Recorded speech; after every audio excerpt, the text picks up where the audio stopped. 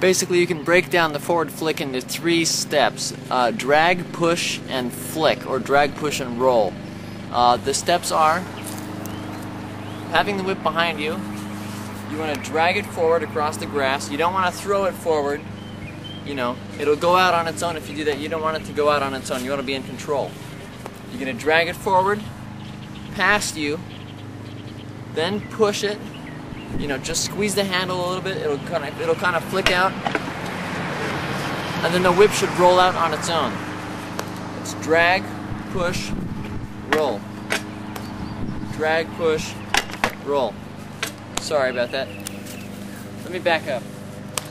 Drag, push, roll. Drag, push, roll. You want to make sure you're holding the whip properly. You're going to have your hands wrapped around the Turk's head. You don't want to hold it up there. That gives you less control. It's got to be like a joint, like your elbow, I guess. Yeah, make sure your thumb is pointing down the length of the whip. You don't want it on the side when you're cracking it. You don't want to hold the whip crooked. Right on the top, that's where it should be. So, drag, push, roll.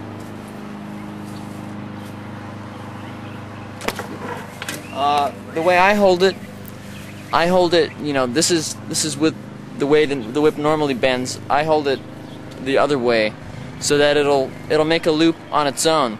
That's that loop that you want that makes the whip crack. See, it'll go down like that. So I hold it backwards, so that as I'm throwing it, it's already making that loop. You don't have to hold it that way. Some people say that's bad for the whip. Some people say it's fine. It's really up to you. That's just the way I do it. So drag, push.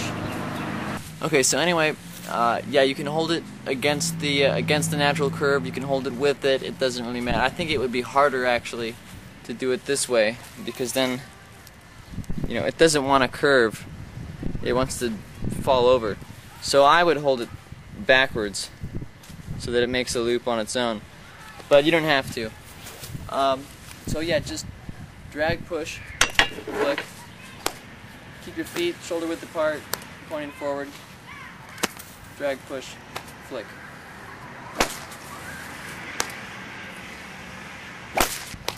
You don't want to make big movements. You don't want to throw it into the ground. You don't want to aim up on this. You want it to crack up. Keep the whip straight behind you. You don't want it to go across your feet in the back.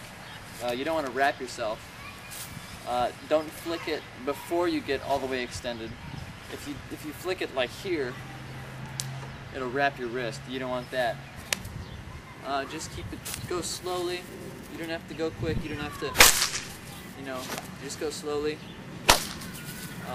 Keep your arm pointing out straight. You don't want to, you don't want to aim up or down. You don't want to go that way and expect it to crack out there. You don't want to go out there. Same thing. Straight, smooth, slow, gentle. If you have any more questions, let me know. I'll answer them, and maybe I'll come out here and make another one. If I didn't explain it well enough, if you have any specific questions, feel free to ask those. I'll do my very best to answer them. Just for fun, you may have seen Adam Winrich's video on the overhead crack. It's a great video. If you don't know how to do the crack, watch it, you'll figure it out. But I thought that it would be fun to show my version of the crack. I'm not going to explain it.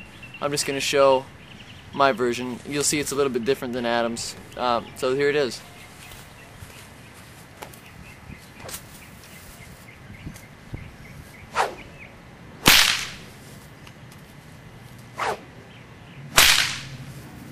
Or diagonal.